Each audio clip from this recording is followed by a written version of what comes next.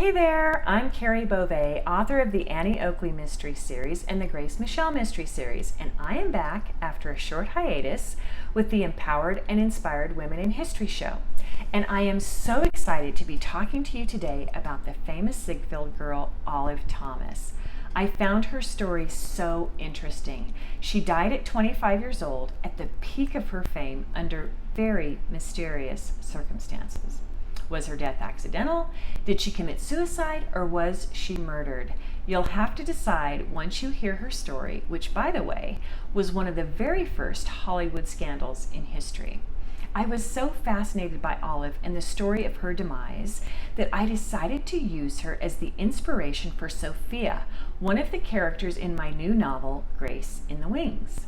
I am also excited to tell you that the book has been released just this week. You can find it on Amazon in both Kindle and paperback.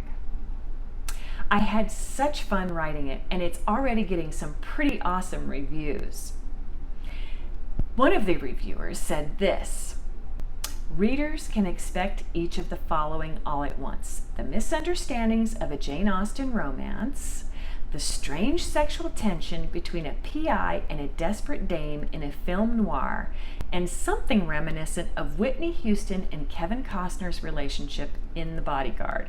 Pretty cool, right? I am thrilled. But back to Olive Thomas.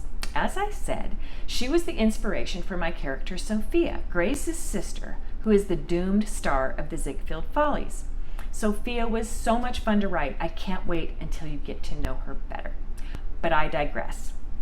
Olive Thomas was born Olivia R. Duffy in 1894 to a working-class Irish-American family in Pennsylvania. To help support her family, she left school when she was 15, and at 16 she married a man named Bernard Crush Thomas, but the marriage lasted only 2 years. After her divorce, she moved to New York City, lived with a relative, and worked in a Harlem department store.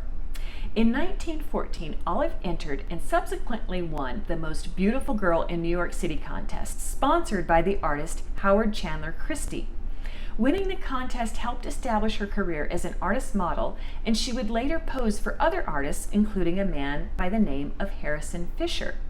Word about Olive's beauty spread, and she was featured on many magazine covers, including the Saturday Evening Post. Fisher thought that with her beauty and girlish charm, Olive needed to be on the stage. He wrote a letter of recommendation to Florence Ziegfeld Jr. Ziegfeld hardly agreed with Fisher and hired Olive to perform for his wildly acclaimed Ziegfeld Follies. Olive's popularity in the Follies led to her getting star billing in Ziegfeld's Midnight Frolic, a much more risque revue at one of Ziegfeld's favorite venues, the rooftop theater of the New Amsterdam Hotel. The frolic catered primarily to well-known, wealthy male patrons. The girls' costumes, often just a few strategically arranged balloons, allowed amusement for the gentlemen who would pop the balloons with their smoldering cigars. The beauty of Olive Thomas became legendary, and she was pursued by a number of these wealthy male patrons. She is said to have had, quote, lovely violet blue eyes fringed with dark lashes that seemed darker because of the translucent pallor of her skin, end quote. Known for her beauty, Olive was also known for her wild ways. And that free-spiritedness became more pronounced when she became involved with Jack Pickford of the famous Pickford family. Hitting the party circuit with Pickford, excessive alcohol and cocaine use became part of her and Jack's repertoire. One year, she had 3 automobile accidents, but did this slow her down? No. Instead of cooling it with the drugs and the booze, she hired a chauffeur. Screenwriter Frances Marion later remarked, I had seen her often at the Pickford home, for she was engaged to Mary's brother, Jack. 2 innocent-looking children, they were the gayest, wildest brats that ever stirred the stardust on Broadway. Both were talented, but they were much more interested in playing the roulette of life than in concentrating on their careers. The marriage to Pickford caused much trouble for both parties. For Jack, his highbrow famous family did not approve of Olive's work in the frolics.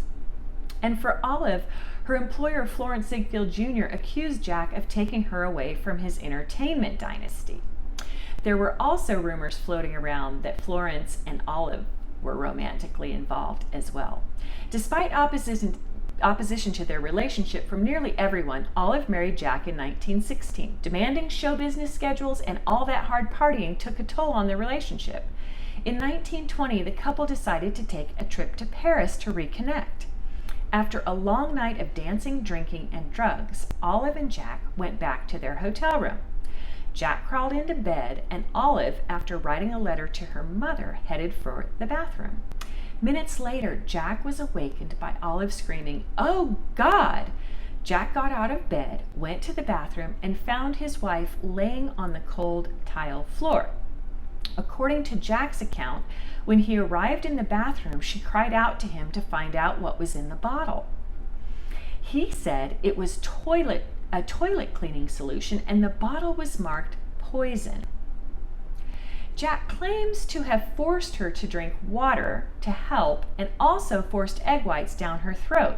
My question is, where did he get the egg whites in the middle of the night in a hotel room? At any rate, he contacted the hotel doctor, who came to the room and pumped Olive's stomach 3 times while they waited for an ambulance. Olive lingered in the hospital for days until her kidneys finally shut down and she died. The autopsy stated that she died of a mixture of mercury bichloride and alcohol. The toilet cleaning solution contained a mixture of mercury bichloride, but so did the tablets that were prescribed to Jack for his chronic syphilis. So what really happened in the bathroom? Did Olive accidentally wash down what she thought were sleeping pills with a swig of vodka? Or did she wash down actual sleeping pills with the toilet cleaning solution, thinking it was water? And what exactly did Jack force her to swallow? Rumors spread that Olive took her own life due to her unhappiness at Jack's continued philandering. Others said she wanted to end her life when she found out Jack had given her syphilis. Still others claim that Jack wanted the money from the hefty life insurance policy she had just purchased. We may never know the real circumstances of Olive's demise, but the coroner ruled that her death resulted from accidental poisoning. Either way, the story is fascinating. Am I right? Olive Thomas had a short but successful career. She worked for the Ziegfeld Follies and the Midnight Frolic, and she starred in over 20 motion pictures. She was also one of the first actresses to be termed a flapper, along with Clara Bow, Louise Brooks, and Joan Crawford. So in a nutshell, that is the tragic story of Olive Thomas. You can understand why I wanted to create a character inspired by her, right? Thanks so much for viewing this video and for your continued support in my writing endeavors. You, dear reader, are the reason authors like me keep pumping out the stories born of our imaginings.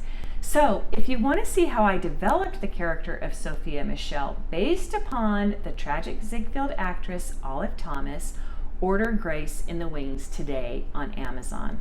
I hope you enjoy reading the book as much as I enjoyed writing it. And don't forget to leave a review. That is the best way you can help writers like me. That's all for now. And remember, in the words of Florence Ziegfeld Jr., beauty will always continue to rule the world.